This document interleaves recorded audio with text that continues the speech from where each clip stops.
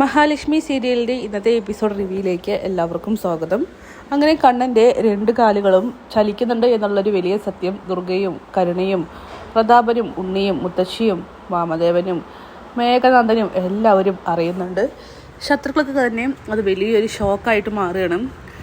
2 കാലം ചലിക്കാൻ തുടങ്ങിയ കണ്ണൻ ഉറപ്പായിട്ടും എഴുന്നേറ്റ് നടക്കുമെന്ന് എല്ലാവർക്കും 100% ഉറപ്പുണ്ട്. അങ്ങനെ കരുണയാണെങ്കിൽ പ്രതാപനോട് പറയുകയാണ്, നിങ്ങളൊക്കെ കാരണം കൊണ്ടാണ് എൻ്റെ ജീവിതം നശിച്ചത്.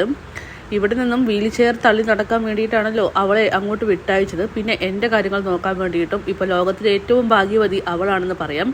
ഇനി അയാൾ നടന്നു തുടങ്ങിയാലുണ്ടല്ലോ ഉറപ്പായിട്ടും അവൾ തന്നെയായിരിക്കും ഏറ്റവും കോടീശ്വരിയും ഭാഗ്യവതിയൊക്കെ തന്നെ. എനിക്ക് ഞാൻ ആഗ്രഹിച്ച ജീവിതം കിട്ടിയില്ല, അവളെ ജയിക്കാനും കഴിഞ്ഞില്ല എന്നൊക്കെ കരുണ പറയുന്നു. മോളെ 2 കാലിൽ ഇളകിയിട്ടുള്ളൂ, പക്ഷേ അരയ്ക്ക് കൈപ്പോട്ട് ഇപ്പോഴും തളർന്നിട്ട് തന്നെയല്ലേ എന്നൊക്കെ ചോദിക്കുമ്പോൾ അച്ഛൻ എന്താ ഈ പറയുന്നത്? ഇത്രയും കാലം എല്ലാവരും ചേർന്ന് മരുന്ന് മാറ്റി കൊടുത്തതിൻ്റെ ഫലമായിട്ട് മാത്രമാണ് ആ കണ്ണൻ എഴുന്നേറ്റ് നടക്കാതിരുന്നത്. ഇപ്പോഴേ അയാൾക്ക് കൃത്യമായി തന്നെ മരുന്ന് കൊടുക്കാനായിട്ട് അവൾ അടുത്തുണ്ട്. അതാണ് ആകെ പ്രശ്നം. അയാൾ ഉറപ്പായിട്ടും എഴുന്നേറ്റ് നടക്കും. അവൾ സ്വപ്നം കണ്ട ജീവിതം അവൾക്ക് കിട്ടും. ആ കാര്യത്തിൽ സംശയമൊന്നും വേണ്ടെന്ന് ഇങ്ങനെ കരുണ പറയുന്നു. അവൾ ഉറപ്പായിട്ട് വൈകാതെ തന്നെ അമ്മയും ആകുമെന്നൊക്കെ പറയുകയാണ്. ഇതൊക്കെ തന്നെ മോഹിനി കേൾക്കുന്നുണ്ട്. മോഹിനിക്കാണെങ്കിൽ ഇതൊക്കെ കേട്ട് പേടിയാവുകയാണ്. എങ്ങനെയെങ്കിലും അവളെ ഒന്ന് പിരിച്ചു തരാനായിട്ട്, അതായത് 2 പേരെയും 2 വഴിക്കാക്കി തരാനായിട്ട് കരുണയാണെങ്കിൽ പ്രതാപനോട് പറയുന്നു. അങ്ങനെ മോഹിനി വേഗം തന്നെ മഹാലക്ഷ്മിയെ വിളിക്കുകയാണ്.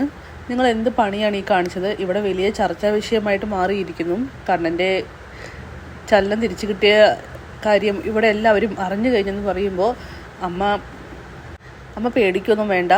കണ്ണേട്ടൻ തന്നെയാണ് അവരുടെ കളിയാക്കലിന് മുന്നിൽ എല്ലാ സത്യങ്ങളും തുറന്നു പറഞ്ഞത്.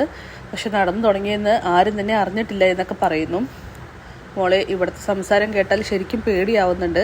നിങ്ങൾ 2 പേരും ഇനിയും സൂക്ഷിക്കണം എന്നൊക്കെ പറയുകയാണ്.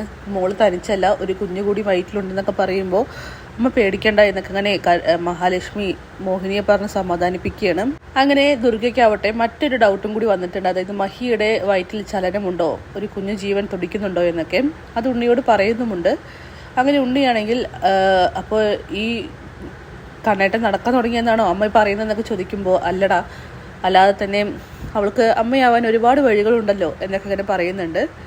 എന്തായാലും ആ ഒരു സത്യം അറിയണം, അല്ലെങ്കിൽ സ്വത്തുക്കൾ മുഴുവനും അവളും ആ ജനിക്കാൻ പോകുന്ന അവിഹിത സന്തതിയും കൊണ്ടുപോകും.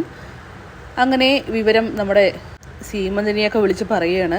അതായത് മഹാലക്ഷ്മി ഇപ്പോൾ ഇടയ്ക്കിടയ്ക്ക് ഛർദ്ദിക്കുന്നുണ്ട്, തല ചുറ്റുന്നുണ്ട്, എന്തൊക്കെയോ ഡൗട്ടുകൾ ഉണ്ടെന്നൊക്കെ പറയുമ്പോൾ സീമന്തിനി പറയുന്നുണ്ട്, ഇതിനൊക്കെ പറ്റിയൊരു അമ്മ എൻ്റെ കൂടെയുണ്ട്. ഒരു വയസ്സായ സ്ത്രീയാണ്, ഭാർഗവി എന്നാണ് പേര്. ഒറ്റ നോട്ടത്തിൽ തന്നെ ഒരു പെൺകുട്ടി ഗർഭിണിയാണോ അല്ലയോ എന്ന് കണ്ടുപിടിക്കാനായിട്ട് പറ്റുമെന്നൊക്കെ പറയണം. എങ്കിൽ പിന്നെ എത്രയും പെട്ടെന്നൊന്ന് ഇവിടേക്ക് അയക്ക്, എന്നിട്ട് വേണം അവളുടെ വയറ്റത്തെ ചലനം അങ്ങോട്ട് അവസാനിപ്പിക്കാൻ എന്നൊക്കെ ദുർഗ പറയുന്നു. എന്തായാലും ഈ സമയം ഭാർഗവയെ വിട്ടാക്കാൻ തന്നെ ശ്രീമതി തീരുമാനിക്കുകയാണ്. എന്നിട്ട് വാമദേവനോടും കാര്യങ്ങൾ പറയുന്നുണ്ട്.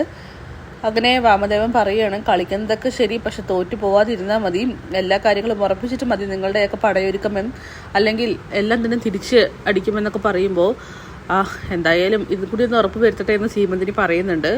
പിന്നീട് രണ്ടും കൽപ്പിച്ചുകൊണ്ട് തന്നെ ദുർഗയാവട്ടെ മഹാലക്ഷ്മിയോട് ചോദിക്കുകയാണ്, അല്ലടി നിനക്കെന്തപ്പോൾ ഇടയ്ക്കിടയ്ക്ക് തലകറക്കവും തലചുറ്റലൊക്കെ ആണല്ലോ, എന്താ കണ്ണനറിയാതെ വല്ല ബന്ധമുണ്ടോ, അതിൽ വല്ല അവിഹിത സന്തതിയും ഉണ്ടാകുമോ എന്നൊക്കെ ചോദിക്കുമ്പോൾ ഇത് കേട്ട് മഹിക്കാണെങ്കിൽ ദേഷ്യം വരുന്നുണ്ട്. അങ്ങനെ മഹി പറയുന്നുണ്ട്, നിങ്ങൾക്ക് ഉത്തരം തരേണ്ട യാതൊരു ആവശ്യവും എനിക്കില്ല. എനിക്കിപ്പോൾ അവിഹിതമുണ്ടെങ്കിലും അതുപോലെ എൻ്റെ വയറ്റിൽ ചലനമുണ്ടെങ്കിലും ഞാൻ അതെൻ്റെ ഭർത്താവിനെ ബോധിപ്പിച്ചോളാം.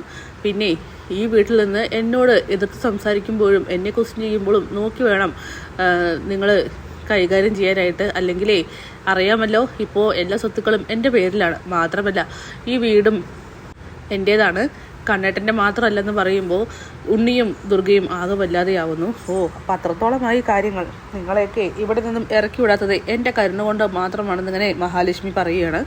അത് കേൾക്കുമ്പോൾ ഉണ്ണിക്കും ദുർഗയ്ക്കും വേണ്ടത് കിട്ടുകയാണ്. അവരാണെങ്കിൽ അവിടെ നിന്നും പോകുന്നുണ്ട്. പിന്നീട് ദുർഗ പറഞ്ഞതുപോലെ തന്നെ സീമന്തിനിയായ ഒരു ഭാർഗവിയെ വിട്ടയക്കുകയാണ്. ഭാർഗവി ആണെങ്കിൽ ദുർഗയോട് പറയുന്നുണ്ട്, അതെ കൊച്ചമ്മ പേടിക്കൊന്നും വേണ്ട, അവളുടെ വയറ്റിൽ അനക്കമുണ്ടെങ്കിൽ എനിക്ക് ഒറ്റ നോട്ടത്തിൽ കണ്ടാൽ തിരിച്ചറിയാനായിട്ട് പറ്റും. ആളെ മാത്രം കാണിച്ചു തന്നാൽ മതി. ഈ ഭാർഗവി ആരെന്ന് വിചാരിച്ച് ഞാൻ ഒരുപാട് പ്രസവങ്ങളൊക്കെ എടുത്തിട്ടുള്ള കൂട്ടത്തിലാണെന്നൊക്കെ പറയുമ്പോൾ എങ്കിലൊന്ന് വായോ, എത്രയും പെട്ടെന്ന് അതൊന്ന് കണ്ടുപിടിക്കുകയും മനുഷ്യൻ്റെ സമാധാനം പോയി കിടക്കുകയാണെന്നൊക്കെ പറയുകയാണ്.